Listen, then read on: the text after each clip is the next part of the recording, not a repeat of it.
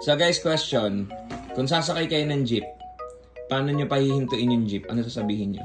O ano gagawin nyo? Sasakay pa lang kayo. Kuya, wait lang! Tapos halimbawa, ikaw, ate, ano sasabihin? Paano mo pahihintuin yung jeep? Jeep! Tapos nakasakay na kayo. Pag sakay nyo, magbabayad kayo. Ano sabihin nyo? Paano kayo magbabayad? Kuya, let's end this na.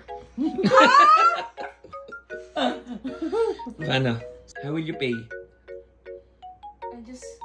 I just pass the money to the other people. Ano sabihin mo sa pagpapasahan mo na tao? I'm sure they know what to do. No. Ano sabihin mo? Bayad. Bayad! Okay. Paano mo papapasa dun sa tao? Ano sasabihin mo dun sa tao magpapasa? Bayad. Bayad? Binulsan niya yun.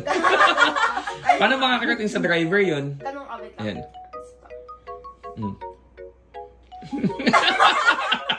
Paano? Paano?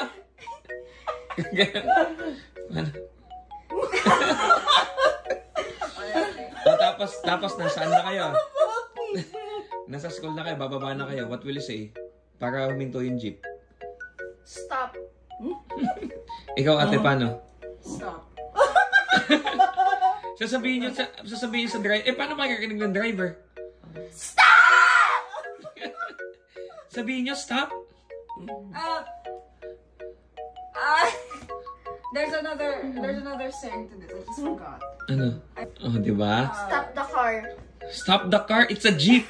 Stop the jeep. Para po. Yeah, I know that. I was just Tapos kapag ka pag magbabayad ka, paabot po. I forgot.